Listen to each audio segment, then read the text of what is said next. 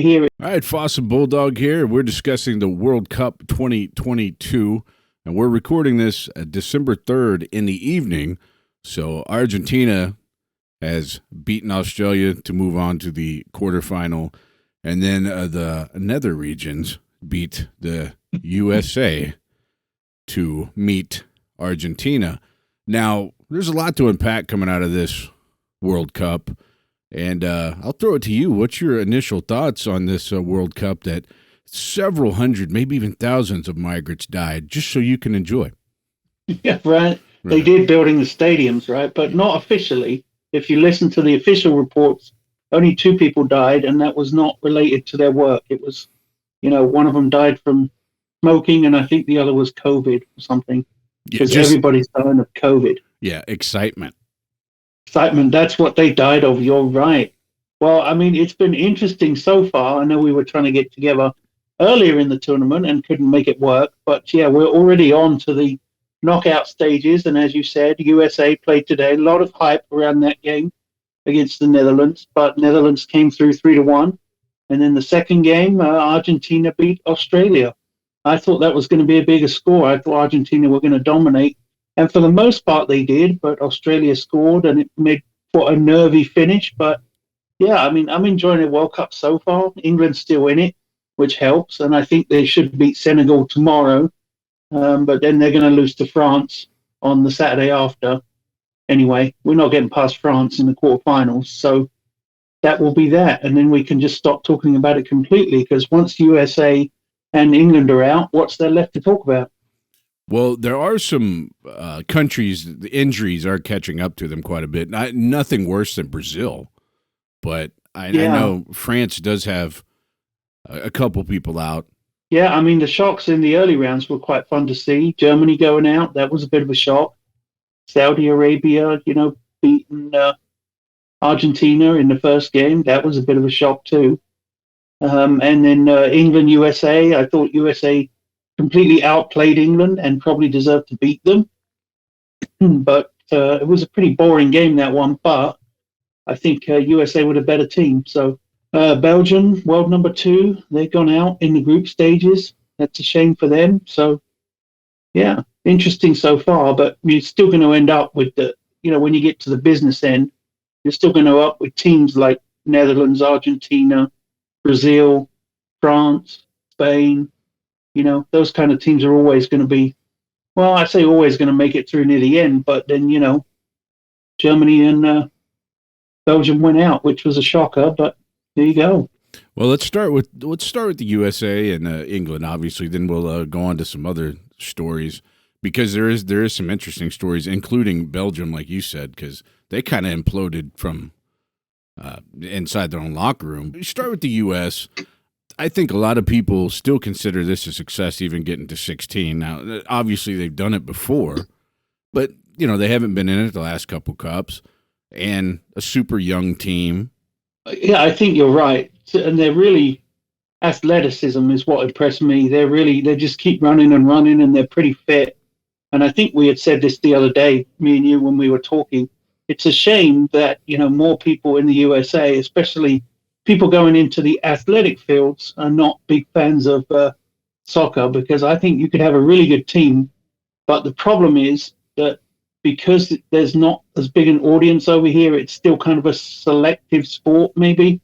Of course, if you're offered the chance to go NFL, NBA, MLB, you're probably going to go there for the money, you know, rather than take up the soccer route. So, Yeah, England and all those countries, the European countries, just have such a better infrastructure for someone to go pro or attempt to go pro in football or soccer, to where we don't quite have that infrastructure in place.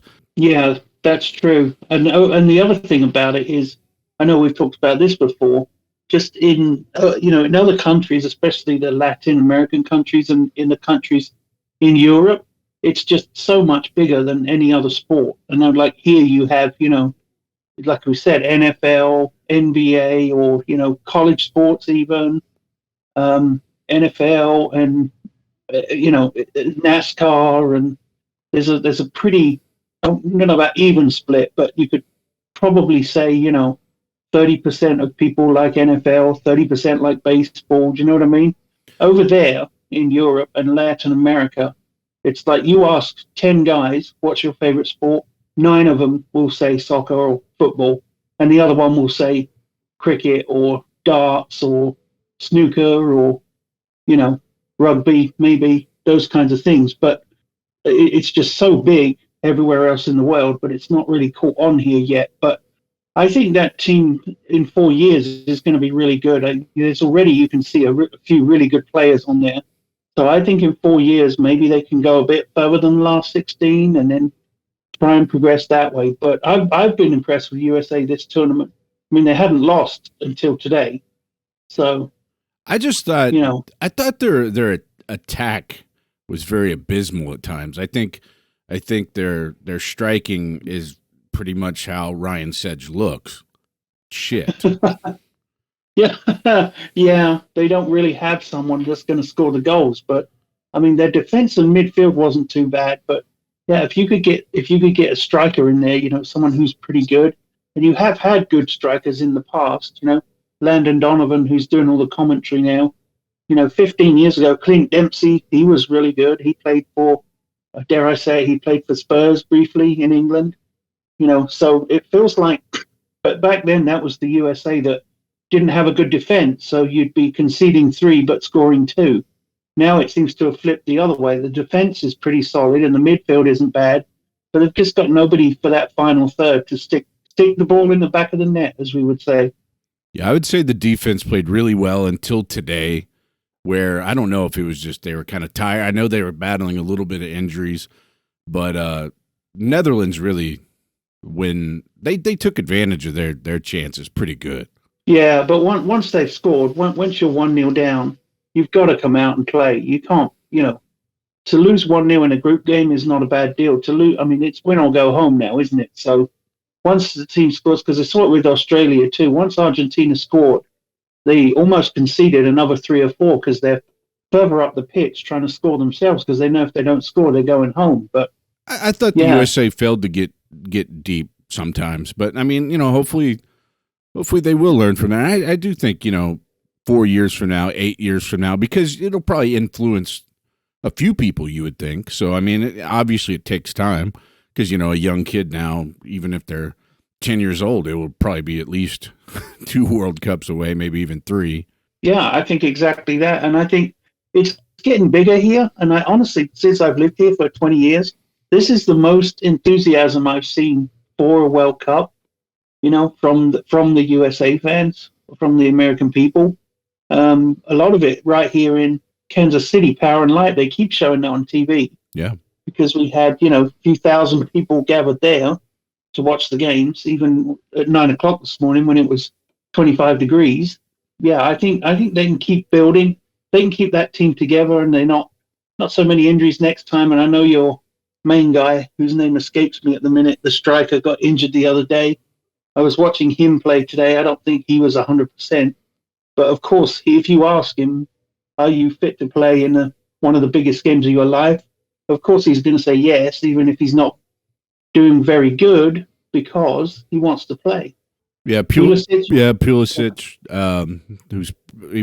He had splinters in his ass from his time at Chelsea, so he had gotten some lacerations. But he doesn't play for them no more. I don't think. I think he went somewhere. Maybe he did.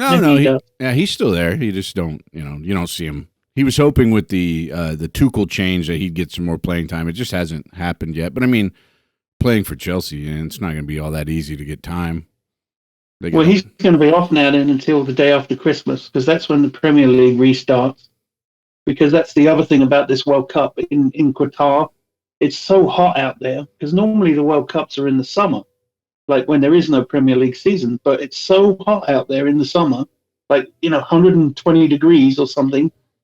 There's no way they could play it in the summer in the Middle East. Even now, they're playing in over 90-degree heat. That's why you see them sweating like a swamp donkey. They're just having to play in that heat. And I know that Qatar is burning through billions of dollars providing air conditioning in open air stadiums which to me is crazy. It's like, have the AC on in your house or whatever, but leave all the windows open. What's the point of that? The people in the stadiums, I guess, are saying that it's been cool enough where they've not been struggling, but it's still, when you're out there playing, running around, that's why they're sweating so heavy. And I was surprised they didn't have, when they played in Brazil, was it 4 years ago, 8 years ago? They had these water breaks. So after like midway through the first half, like 23, 24 minutes, the referee would stop the game when the ball went out for a goal kick or a throw in or whatever. And all of the players would go to the sidelines and drink a bunch of water. And they would do that again, obviously at halftime and then halfway through the second half. I'm surprised they're not doing that here because the heat and humidity here is probably worse than in Brazil. So you can't have any beer for refreshments. Or no. Or water. Yeah. And Budweiser's suing FIFA. I saw that. Yeah. Because it's they've lost millions of dollars because not only in sales, but they shipped a bunch of it out there, shipped a bunch of beer out there, and then got told like the day before the kickoff that, hey, we're not going to allow you to sell your beer in the stadium. So, yeah, Budweiser's suing FIFA. And the next World Cup, as you know, is here in the USA. Budweiser's threatening to pull out of being a sponsor for that, which I don't see it happening because, I mean, it's Budweiser and it's the USA. Come on. They'll figure something out. But they are saying that all of the unsold beer that they have that from Qatar, they're going to ship it to whichever country wins the World Cup and give it away for free to the fans. There's the incentive. So, yeah, that's the incentive. It won't be USA, unfortunately. But no. We've got plenty over here already. Yeah, right. Okay, moving on. Let's talk England. Bit up and down England. I expected they would beat Iran, and they beat them because they went on the attack, and that's probably when they play their best. They have some very good attacking players, and then they were really stale against USA. Like I said, I think USA should have won that game. It wouldn't have been a shock if they did. They were the better team. And then I expected us to beat Wales as well. So far, so good. Probably could have done. Well, we finished top of the group, so I expect we'll get past Senegal tomorrow. I just don't see us getting past France, but definitely when they play on the attack, they play better than if they're trying to be negative. And I just have this feeling with them that they're so scared to concede a goal that they won't go forward. Attack is the best form of defense, so they say, and I just feel like if they go at Senegal, certainly they'll get 3 or 4. If they go at France, they're going to lose in a close game. But if they go very, very defensive, I think France will just pick them off in the quarterfinals. So I think my prediction tomorrow, Senegal, England, 3-0 England. And then in the quarterfinals, if England goes on the attack against France, I think England loses 3-2. If they don't go on the attack, I think England loses 2-0. So be interesting to see what happens. I just don't understand the Grealish playing over Foden those first 2 games. But, I mean, they might have a plan. They might be trying to conserve some energy. I don't know. But I thought that was... be saving the best player or one of their best players for later in the tournament. But with Foden, I can't get past those eyebrows. He's got huge eyebrows, like when you see the Hispanic girls who have drawn them in with a Sharpie. That's what Foden's eyebrows remind me of. So maybe they're bringing him on as a sub in the games to frighten the other team, like Frankenstein's monster or something. He's got like this, it's almost a huge unibrow, like 5 foot wide unibrow above his eyes.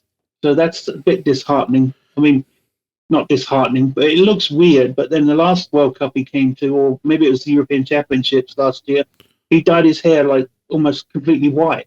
Yeah, to try to distract from the eyebrows. Yeah, possibly. But you know what? If you're on $200,000 a week, then you're probably not going to be receptive to fashion advice from people that don't make $200,000 a week, right?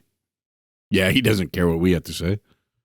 Probably not at all. But so Belgium. Let's talk Belgium. They had all kinds of problems. All these players coming out saying they weren't going to win or get far anyway because they're skewing a little bit older, And then, Yeah, players taking exception to that. Roberto Martinez was the coach of Belgium, but he got fired right after they got. I mean, like literally 2 hours after they were confirmed as being out. Yeah. He said, "Hey, I've been fired."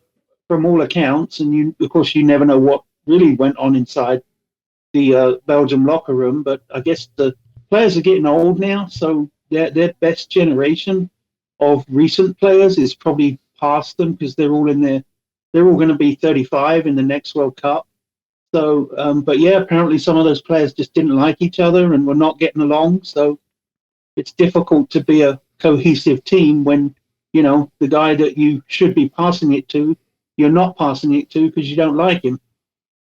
There Yeah. might have been some of that going on.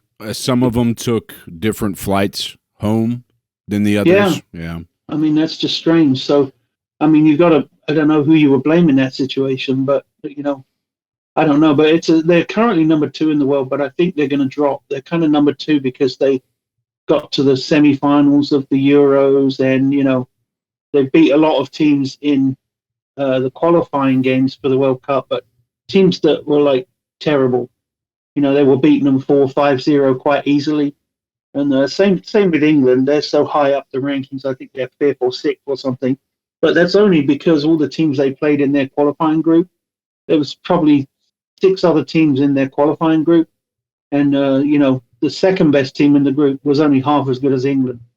And then when they play some of the teams down the bottom, like nations that literally have, like they're actual nations, but they literally have 100,000 people living there, and their whole country is the size of not even the size of Kansas or something, or Rhode Island. Then they've only got 100,000 people to get a team of 11 out. So you get a lot of part timers playing. I work in the grocery store on a Saturday, and on Sunday I'm playing against England. So there's a lot of 7-8-0s and stuff like that, going on in the qualifying groups. I don't know. I think, yeah, Belgium fell apart. Germany is out. Germany was just a powerhouse, all through the 90s and early 2000s, even all the way up to about 2010, I would say.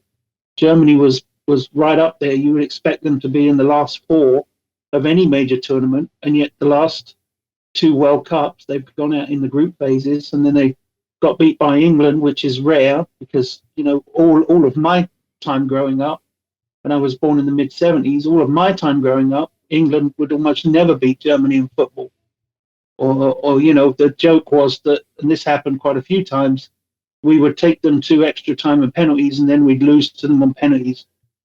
So yeah, Germany's gone out in the groups. Italy didn't even qualify. European champions Italy didn't even qualify. So and as I said, the people in those countries are so passionate.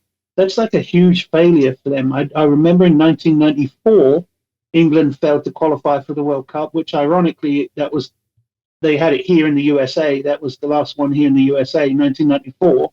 England failed to qualify, and it was just like the end of the world in England. And of course, the media, the papers, and everything, they just turn on the players so easily, calling them out, saying they're crap. But it's the same in Germany. German papers are going crazy right now, saying their players are crap and they need to go away and crawl in a hole and think about what they've done. But then, I don't know, if I'm a player for Germany, as much as it sucks, I'm going to be back in the Premier League in a few weeks, getting my 300 grand a week. So I heard I don't know. Italian Delight has changed their name to Portuguese Delight.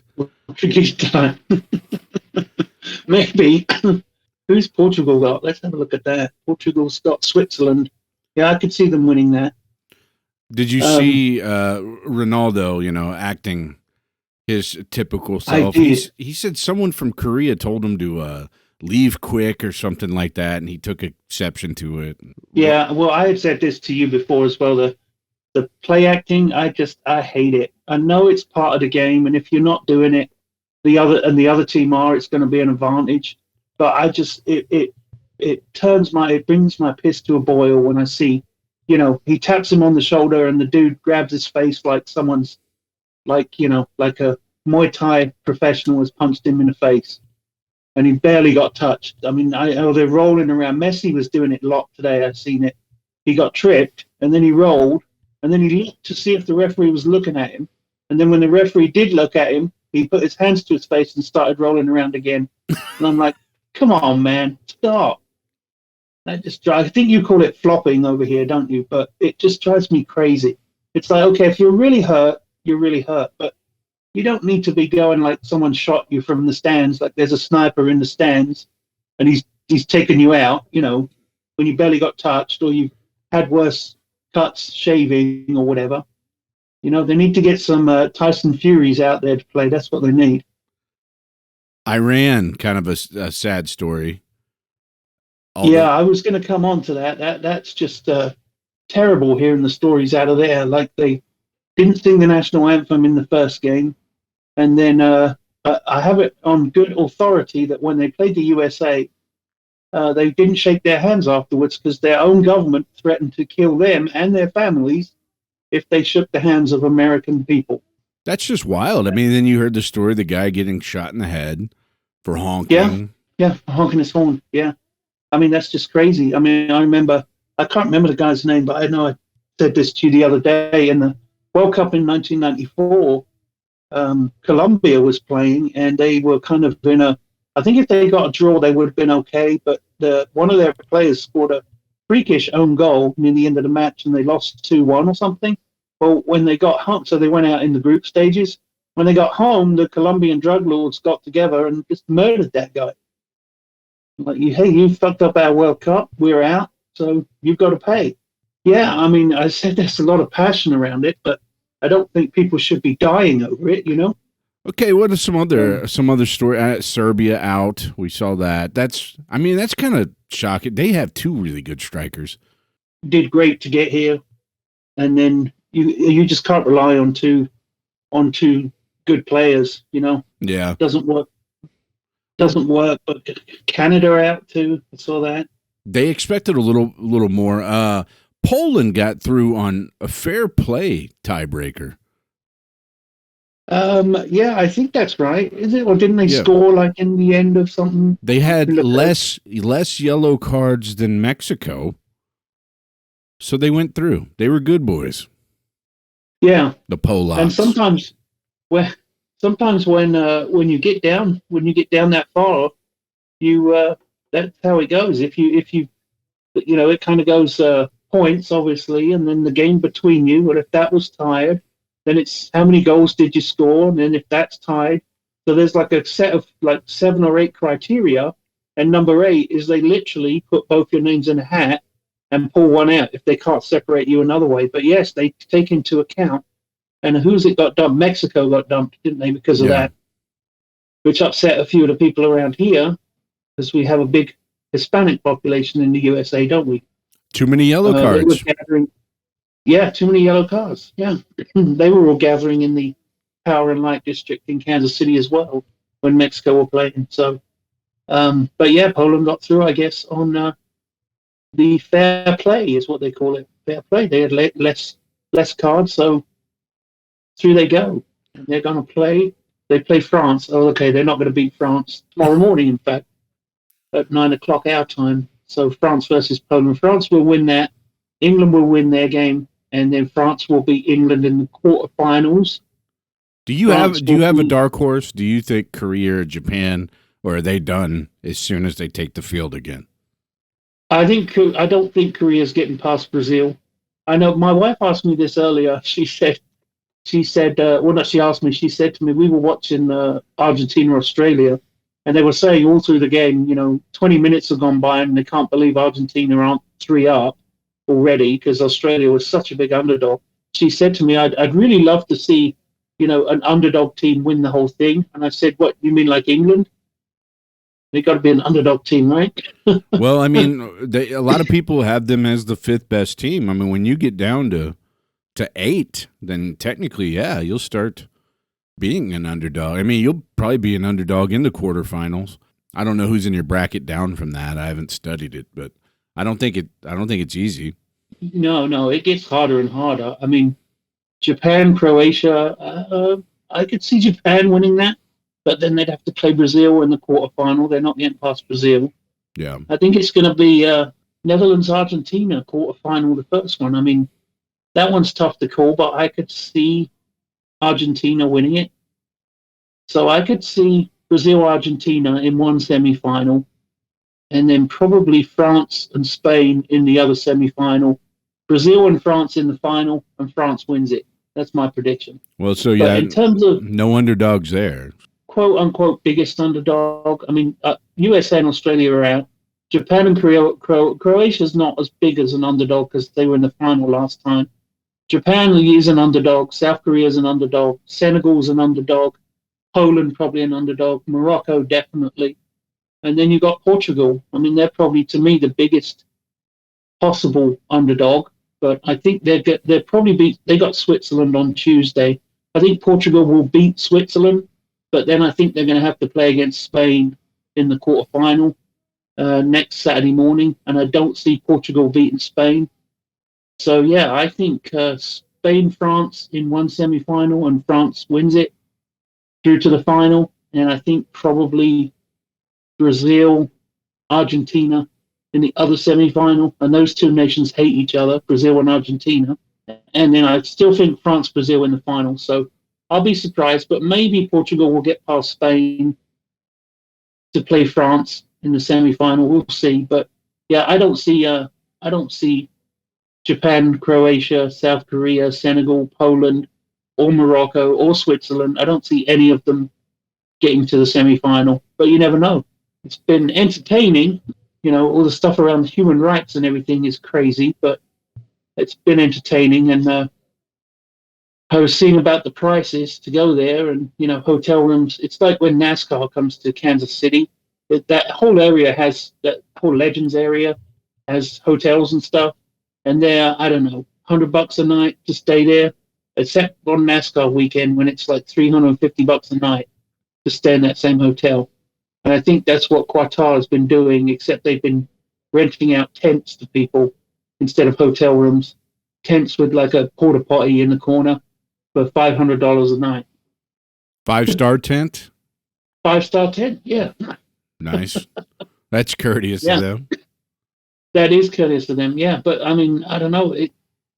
Supply and demand, right? If people are going to pay that, then I'm surprised every game to see so many fans of the teams that are playing. Maybe not so much the African nations, but European nations. I'm surprised to see so many. I mean, I assume they're people that either have more money than sense, or they live in Qatar, or, you know, what, in the Middle East year round, and it was easier for them to get tickets and travel and stuff like that. But yeah, I don't know. It's a question of how much you want to pay. Now, it's like if you're the world's biggest Royals baseball fan, would you pay $2,000 for a ticket in a World Series game? I mean, I wouldn't, but, you know, there's people out there that would. It depends on your bucket list. Would I love to be seeing some of these games live? Yeah. But could I afford to do it? No, probably not.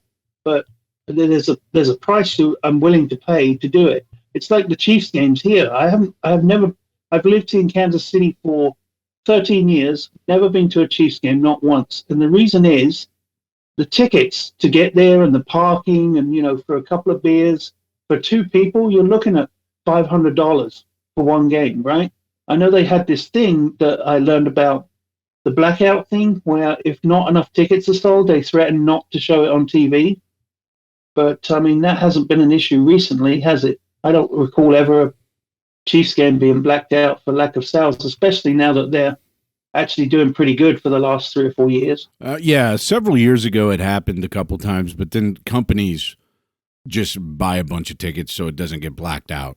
It just feels like if you went to have a good time per person, it's going to cost $250, right? Well, again, the other thing is I'm not playing DUI Dodge Frogger either. So yeah, and I know for a fact, because I sometimes drive for Uber at the weekends. If you're at the stadium and you try and get an Uber, I mean, out to where you live, you're looking at $125 for an Uber from the stadium. I mean, it's like 90 to 100 just to get back to the center of Kansas City from the stadium, and it's what, 7-8 miles maybe. Again, like you said, maybe it's some of it's bucket list, because weren't you telling me you went to see a fight in Vegas and paid a lot of money for seats. Yeah, row M. So whatever that is in the alphabet, what is that? Like 14th row? I don't know. Somewhere in the middle. Like $700 for a ticket. One of the people in the main event got injured and replaced with quite a big bum. Yeah, see, that's the downside I get. At least if you go to a soccer game here, or to a baseball game, or to a Chiefs game, you at least know you're going to get maybe a couple of hours of entertainment.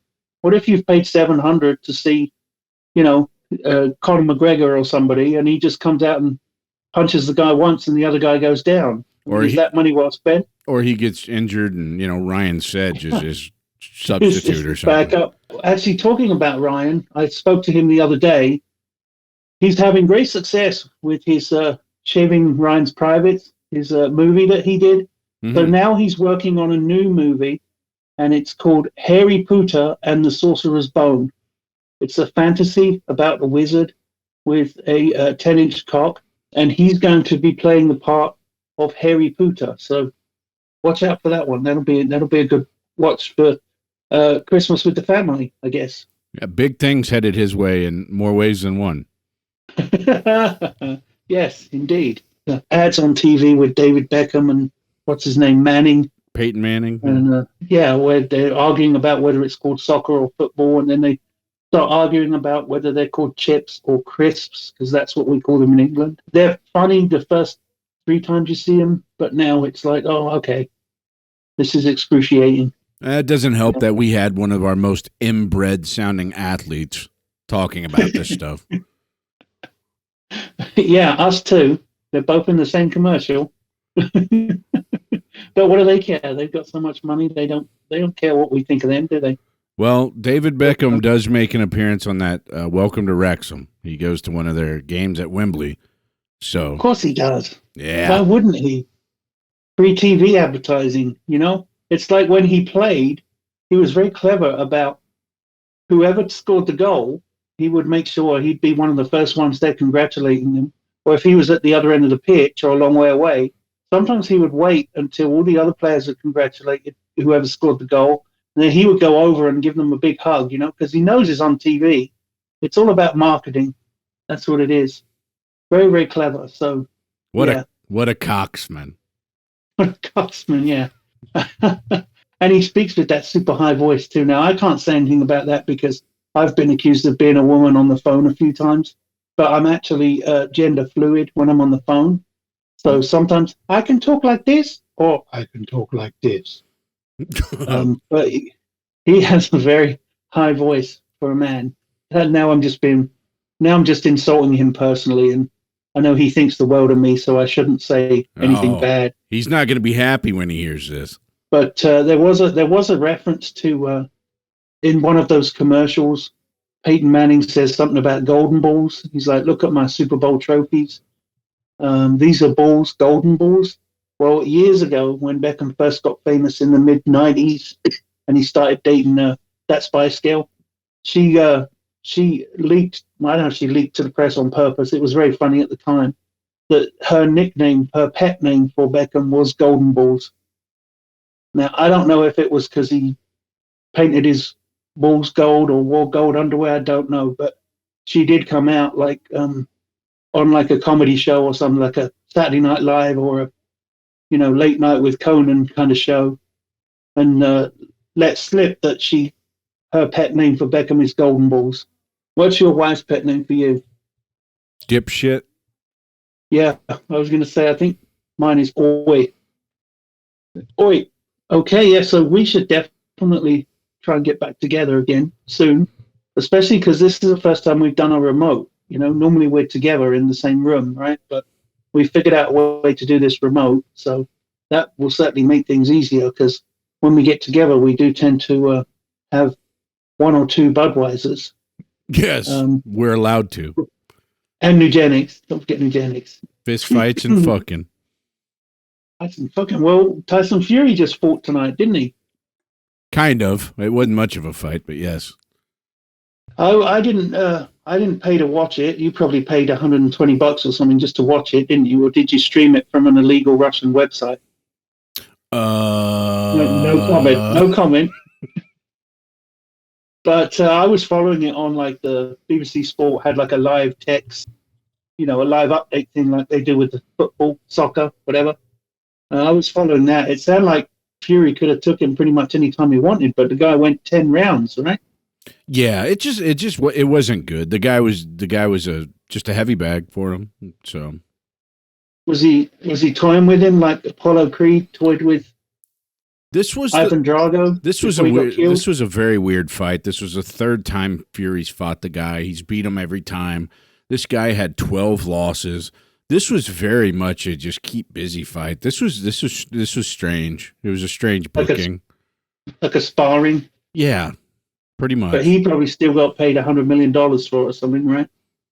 I'm sure, just to go freeze in 30-degree weather and whoop a man's ass. Well, I was going to say that, Jim. Tell us, where was that fight? Oh, that was in Tottenham Hotspurs Stadium. Do they keep showing the cockerel on the top? They keep doing that on TV for the American football games. And I know that people are wondering, American people are probably watching that saying, what's that bloody chicken on top? Well, they wouldn't say bloody, but they're probably thinking, what's this golden chicken on top of the stadium for? For the pigeons to shit on? Is that what it's there for? You should have seen them walk into the ring just dressed in like 5 robes, 6 hoodies, just doing anything to stay warm. But I mean, it's a cool ass stadium though. So you guys, that's a real coup for you guys though. A lot of stuff happens there. So yeah, I've heard. I'll get to it next time I get home. I'll go to a game. But the problem with having that stadium now is they got to pay for it. So they need contracts with NFL. They need fights going on. They need Guns N' Roses to come and play every other weekend, and and that's why we're probably not going to be spending a whole ton on players for the next 5-6 years because we've got to pay for it. Although I do keep seeing that even Microsoft or Google wants to buy it. The stadium naming rights, the Google Stadium in Tottenham, or the Microsoft, or even worse, the Twitter Stadium. Nobody works there because they all got fired by Elon Musk. Before I die, I'll try to piss on the side of Selhurst or something. I'm just thinking if Elon Musk bought Spurs, he'd probably fire Harry Kane on day one, right? Yeah, he's like, what's your guys' problem? Who cares if he's local guy? There's nothing going on here. Yeah, or make him sign a thing saying he has to work 60 hours a week. Because Musk did that too, didn't he? Made them all say, if you're going to stay, you've got to promise you're going to work hard. Did you see the piece on Harry Kane saying how Tom Brady is his hero? I did see that. I mean, I couldn't hear it because we were in the pub and it was noisy. But yeah, that was before the USA game. Yeah, I did see that. I kind of knew that too because he came to the Super Bowl a few years ago and was wearing a Brady jersey, and then God, this is stupid. On the website, Spurs started selling American football type jerseys. They looked exactly like American football jerseys, but they got like Harry Kane's name and number on the back. But it looks like a Patriots jersey without the official emblems and everything. And it was like something like £100, which is what, $130? And I'm like, who is buying these things that they need to make them? I don't know. Somebody is. Somebody again with more money than sense, right? Well, final question: who's your hero? My hero? Well, my hero. The reason I started watching football and became a Spurs fan, and then was I was born, as I said, 73, and honestly, growing up, first 17 years of my life, didn't really have that much of an interest in football. I knew it was going on. I went to school with kids that were heavily into it. A lot of Liverpool fans because they were really good back in the 80s. A lot of Chelsea fans. I got 2 uncles that are big Chelsea fans. But my immediate parents, my dad wasn't into football at all. So just growing up, I was never really into it, as a kid and a teenager. But then something happened when I was 17, was the 1990 World Cup happened. And I remember when I was back then, you could go into a pub in England and buy a drink legally at age 17. So it was the first time I'd really been in an atmosphere, and you know how it is where you saw it at the Dubliner, and the real celebratory mood, and it's a really good time. You have a few drinks, you have a great time with your friends. And in that World Cup 1990, England were playing really well and went all the way to the semi-finals. So It was just like in this tournament or the Euros last year. Every few days we were in the pub getting drunk and yelling and screaming like idiots. But anyway, there was a player playing for England in that World Cup called Paul Gascoigne, and he was really, really good. He was a midfielder that scored a lot of goals, but really good player, skill, could go past people. So that was kind of my first introduction into football and watching him play and guide England in the World Cup. I was really impressed with him. So then the World Cup was over, England was out, and I decided that I wanted more football in my life because all of the people I've been hanging around with in the pub, of course, were all football fans. So I just naturally latched onto him as a player. And at that time, he was playing for Spurs. And so it's literally, he's the reason I became a Spurs fan because I wanted to see him play more. And that was the team he played for at the time. He'd have played for, I don't know, Wigan Athletic at the time. I'd have probably ended up being a Wigan Athletic fan. It was just that kind of random, as it were. But then, yeah, and he did good for a few years after that, went to Italy and played for a few of the Italian teams. And today, he's a washed up alcoholic with mental health issues. But, as I said, in the 1990s, he was one of the world's best footballers. So I would say probably back then, Paul Gascoigne was my hero. There's players like him today, I guess Ronaldo maybe, exciting players that make things happen. But he was my first real introduction to what you might call a flair footballer, where they actually look like they can win a game on their own. And so, yeah, today, I don't know who would be my hero today. Hard to say. Probably you, Jim. You're probably my hero today. My hero is John Holmes. Go ahead, look him up, and we'll catch you next time.